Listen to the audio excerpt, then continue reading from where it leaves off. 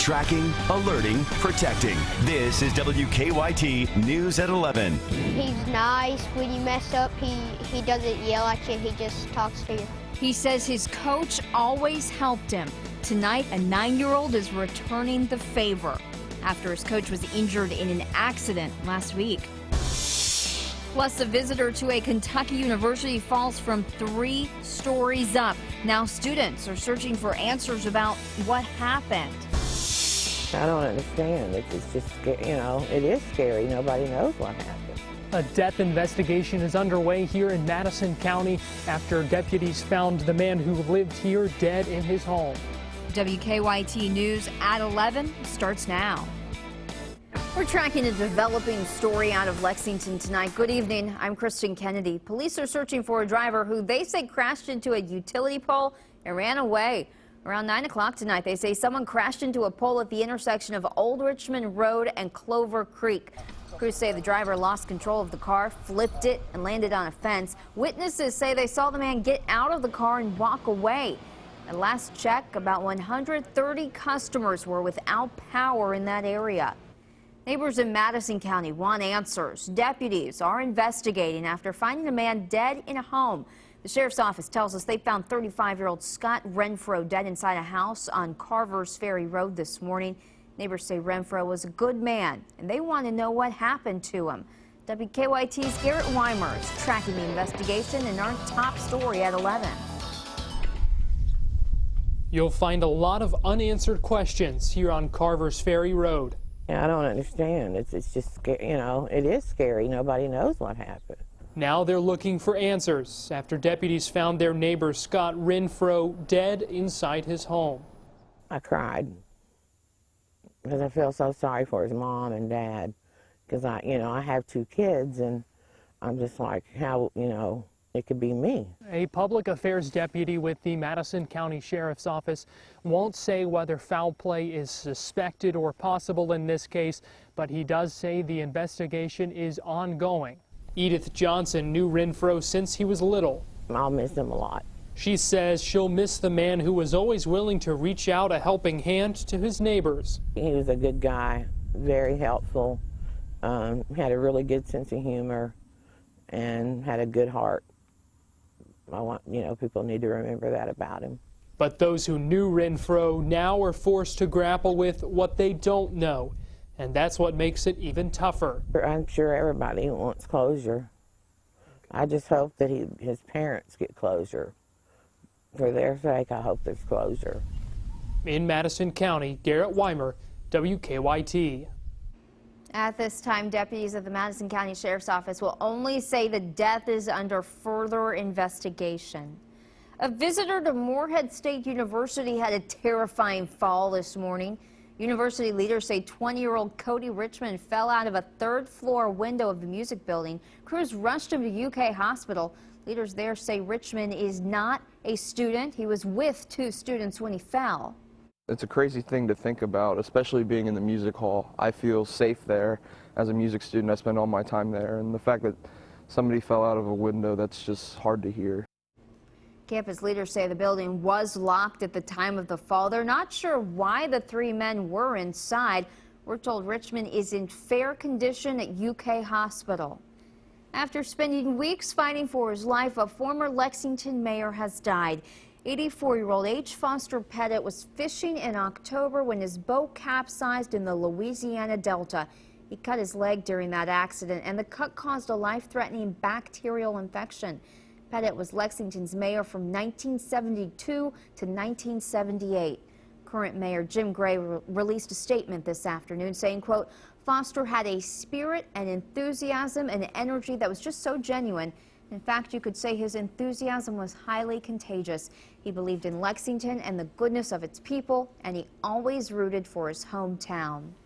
The list of interim superintendents to lead Fayette County Public Schools is now 1 name shorter.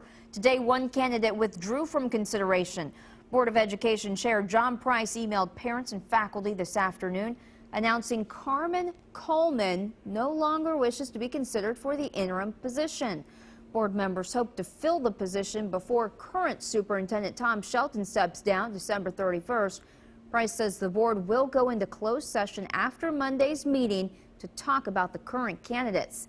Shelton resigned after accepting a position as executive director of the Kentucky Association of School Superintendents.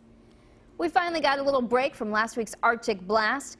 It looks like we could end the weekend with some showers. Meteorologist Jim Caldwell is tracking the possibility of rain tomorrow. Yeah, we're going to have quite a bit try to roll through the area and more wind during the day tomorrow. You can even see a little bit still hanging out with us tonight. We look at our cam and notice how you see a little bit of a bounce. That's not any glitch in the camera or any of the software. That's a little bit of that breeze still impacting the actual camera, moving it around a little bit. Tomorrow it might be rocking a whole lot more with some of the howling winds we expect around here. We're down to 48 degrees here in Lexington. Our feels like temperature, when you factor in the wind, 43 degrees, so there's a little more of a chill showing up. Some of the other temperatures we're tracking out there, 50 degrees, very popular number, Richmond, Danville, Somerset, London, and all the way out to Jackson and up to Ashland. We're running right at the 50-degree mark with more 40s showing up out in eastern parts of Kentucky. Defender generally been dry throughout most of the day. We're still tracking some moisture north of our area. And our focus of the forecast is that rain chance. The windy and wet conditions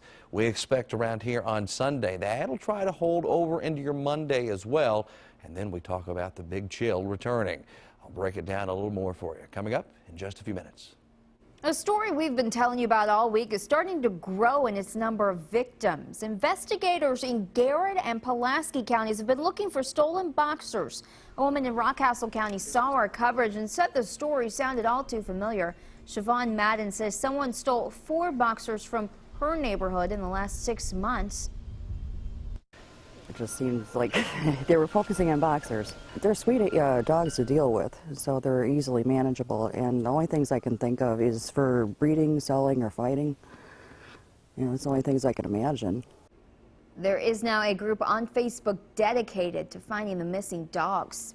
A Boyle County boy who says his coach has always helped him when he's needed it returned the favor today.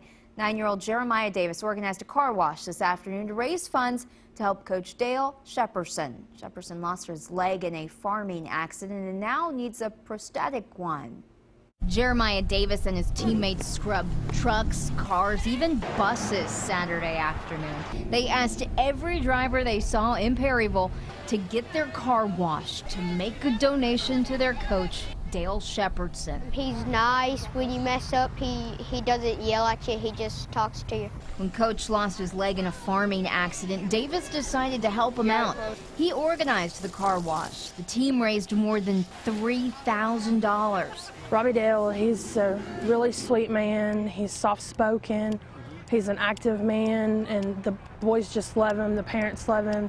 Our community loves him. Lori Davis, Jeremiah's mom, is grateful for Coach and proud of her son. I thought it was an awesome idea, and I'm trying to raise him to be a good little man, and I'm just excited that he's got such a big heart.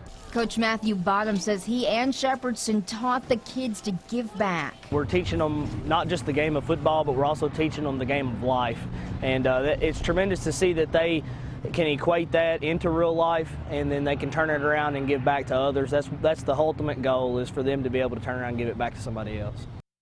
The $3,000 the team raised today will go to help Coach Shepperson pay his medical bills. If you need help getting into the holiday spirit, Southern Lights at the Kentucky Horse Park is a good place to start. The annual driving tour of Holiday Lights began this weekend. The event attracts more than 120,000 people each year. Organizers will keep the lights on out there through December 31st. Well, we've been coming every year since he was born, so we just have a family tradition, just coming here every year before Thanksgiving, before everything gets crazy around the holidays, just to get in the Christmas season. The holiday extravaganza is open most days from 5:30 to 10 at night.